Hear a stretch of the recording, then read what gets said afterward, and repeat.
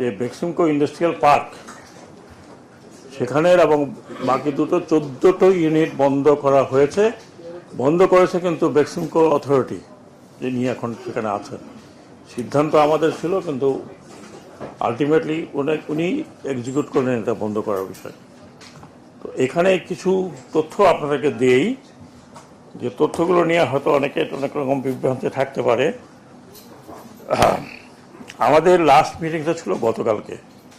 আপনারা জানেন এখানে কারা কারা সদস্য আছেন। সেই সদস্যের, যেহেতু আমি চেয়ারম্যান, সো বারবার আমি আপনাদের সামনে আসছি। এখন আপনারা তো মনে করতে পারেন I am responsible for taking decision. না, এটা কালেকটিভ ডিসিশন না, আমার ডিসিশন না, একার ডিসিশন না। এটা শ্রম মন্ত্রণালয়ের, যেহেতু আমি শ্রম মন্ত্রণালয়ের উপদেষ্টা, সেই জন্য আমাকে হেড করে এটা গঠিত হয়েছে। এবং এই নিয়ে আমরা কটা মিটিং করলাম? লাস্ট 8টা। গতকালকে ছিল 8ম মিটিং, এবং 8ম মিটিংয়ে এসে আমরা একরকমের সিদ্ধান্তে পৌঁছেছিলাম।